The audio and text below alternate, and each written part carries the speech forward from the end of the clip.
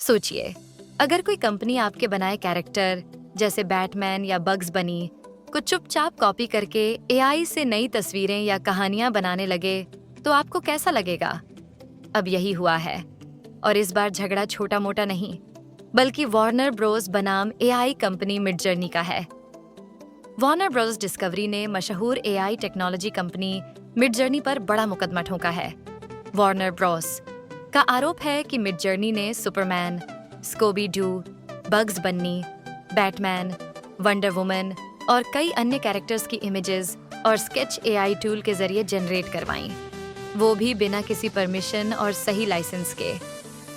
Company का दावा है कि मिडजर्नी ने जानबूझकर कॉपीराइट ऑनर्स की सुरक्षा के लिए जरूरी कदम नहीं उठाए और अपने यूजर्स को हाई क्वालिटी डाउनलोडेबल इमेज बिल्कुल फ्री में मुहैया कराई।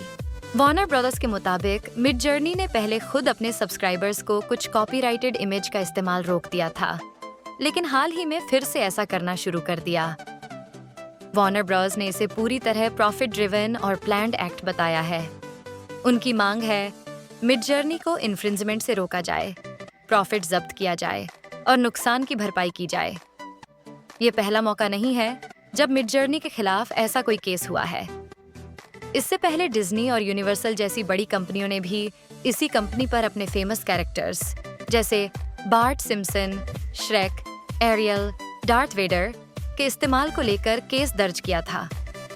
मिडजर्नी का बचाव एआई मॉडल्स का ट्रेनिंग डेटा फेयर यूज के तहत आता है, जिससे इनोवेशन और आइडियाज का फ्री फ्लो बना रहता है। अगर वार्नर ब्रॉस जीत जाता है तो भविष्य में एआई कंपनियों को ट्रेनिंग के लिए हर कंटेंट का लाइसेंस खरीदना पड़ेगा। इसका मतलब है कि एआई डेवलपमेंट काफी महंगा और कंट्रोल्ड हो सकता है। वार्नर ब्रोस के एक प्रवक्ता ने कहा, हमारा काम ही है कहानियों और कैरेक्टर्स को रचनात्मक तरीके से दुनिया के सामने लाना, और इसके लिए हम अपने कंटेंट, अपने पार्टनर और अपनी इन्वेस्टमेंट की सुरक्षा करना अपना अधिकार मानते हैं। मिडजर्नी, जिसकी 2024 में करीब $300 मिलियन की कमाई और 21 मिलियन यूजर थे, 2022 में लॉन्च हुई थी। कंपनी खुद को डिजिटल क्रिएटिविटी और आर्टिफिशियल इंटेलिजेंस के फ्यूचर की दिशा मानती है। ये मामला केवल वार्नर ब्रोस का ही नहीं, बल्कि पूरी क्रिएटिव इंडस्ट्री और पूरे एआई सेक्टर के लिए मिसाल बन सकता है।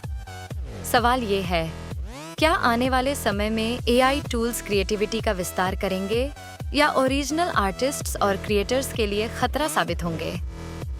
क्या आपको लगता है कि एआई टूल्स द्वारा फेमस कैरेक्टर्स का यूं इस्तेमाल वाकई गलत है, या फिर यह डिजिटल आर्ट और इनोवेशन का नया युग है? नीचे कमेंट करें, वीडियो लाइक और चैनल सब्सक्राइब करना न भूलें।